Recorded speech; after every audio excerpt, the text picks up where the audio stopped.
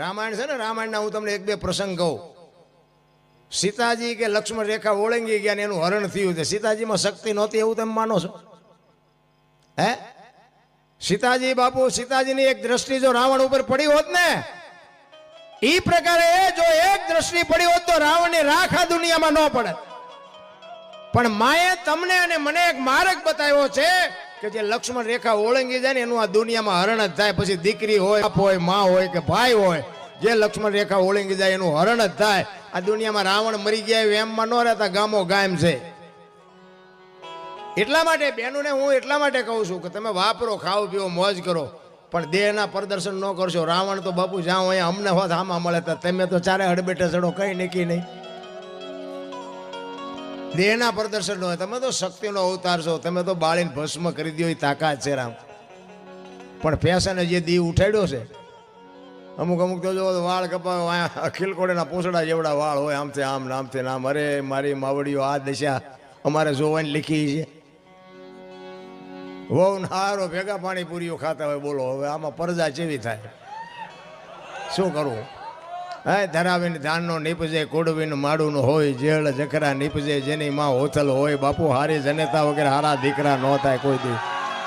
એટલા જ માટે મહાપુરુષો કહે છે કે હે જનુની જણતો કોક ભગત જણજે, કા દાતા ને કા સુરવીર. નકર બાપુ આ મહાપુરુષે કીધું કે આ દેહ નો બગાડતી, કોક આ દુનિયા બગાડે એવા છોકરા નો પેદા કરતી. મારી માં સંતોએ બાપુ દીકરીઓને ભલામણ. અને હું તો એમ કહું કે આજે ગંગા સતી પાનબાઈ જેવી દીકરીઓ થાય ને ગોપીચંદ ભરતરી જેવા દીકરા થાય, શું કામ ન થાય? પણ હું તો બહેનોને ખાસ વિનંતી કરું કે ઉદરમાં સંતાનનો વિકાસ થતો હોય અને જન્મ થયા પહેલા રામાયણ કે ગીતા હોરા નીકળી જાવ. જો આપને ટેકો દેવું સંતાન ન થાય તો આપણે ભજન ગાવાનું બંધ કરી દઈએ. પેલા આપણા શાસ્ત્રોના, આપણા ગ્રંથોની, આપણા સંતોની શું તાકાત છે? એક 5-5 પાના વાંચો બાપુ, જો આજે આપને ટેકો દે એવા દીકરા થાય. પણ તમે જુઓ તો 60 વર્ષની થઈ હોય તો સબે રમતી હોય ઢબો ઢબ. અરે 60 તારી અરે મંડાણા એના થઈ ગયા ઢબો ઢાસ. શું આમાં દીકરા હારા દીકરાની વાતો કરી? ભલામણ 5-5 હજારની હાડીઓ હોય, 10-10 હજારની હાડીઓ હોય, પણ પડી હોય ખંભે, માથે ન ઉઠે. હારા આદમીના શેડા નો હમાં એવડો રૂમાલ ઢાંક્યો હોય.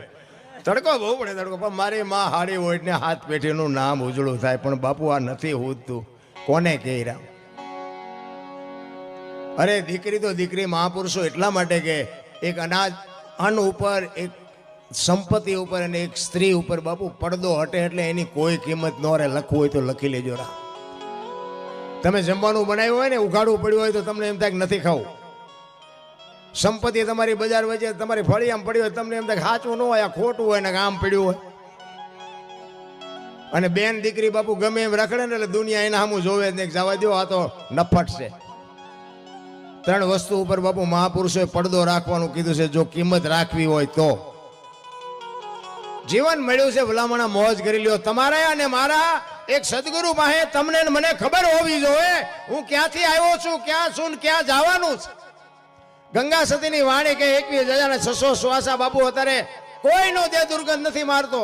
અને એમાંથી એક તત્વ એવું નીકળી જાય દેહ દુર્ગંધ મારી જાય તો આપણે જોવું ન જોઈએ કે અત્યારે કોણ રાખે સ્ટોક હોય, ન જોવું જોઈએ. ગંગા સતીએ બાપુ પરફેક્ટ કીધું. પિંડ બ્રહ્માંડ થી પરગુરુ મારા એનો બતાવું તમને દેશ. પિંડ બ્રહ્માંડ થી આપણે આ દુનિયામાં આવીને જન્મવીને પછી મોટા થઈને મરી જાય ને પછીનો દેશ દેખાડવાની બાપુ ગંગા સતી વાત કરે છે.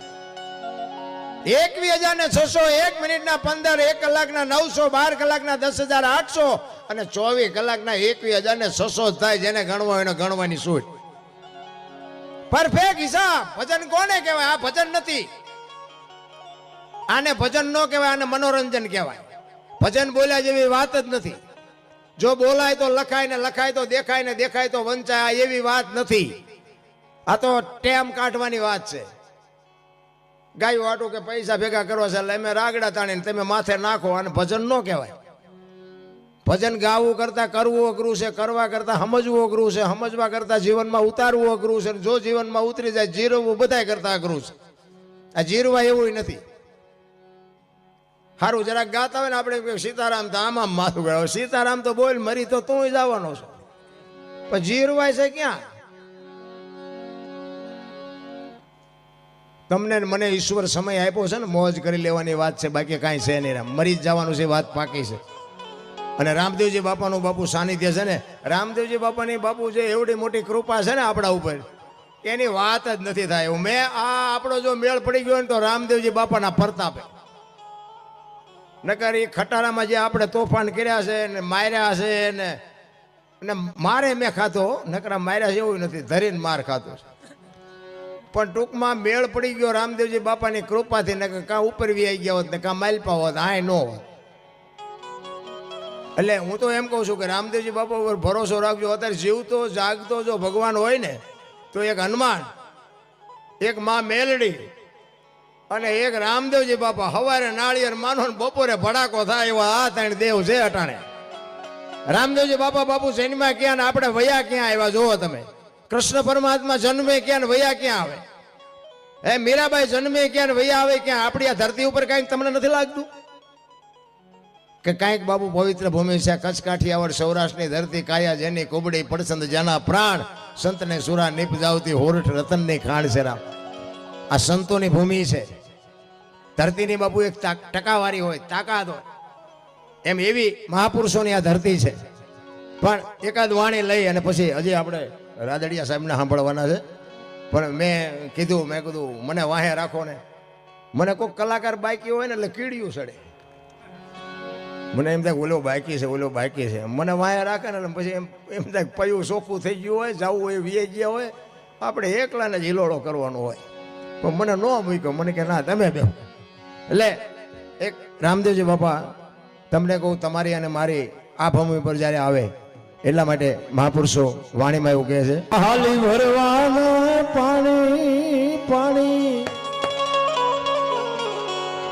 બોલાવે સદગુરુ જ્ઞાની, બોલાવે સદગુરુ જ્ઞાની.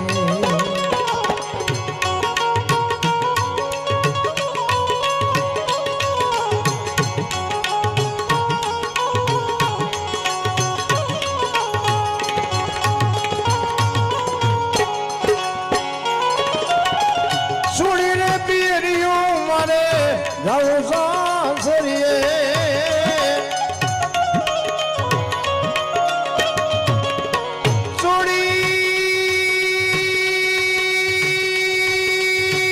છોડી પિયરીઓ મારે જાઉં સાસરીએ સાસરીએ. હિમાસરમો મને સાની સાની, હિમાસરમો મને સાની સાની બોલાવે સદગુરુ જ્ઞાની. હાલી ભરવાને પાણી પાણી પાણી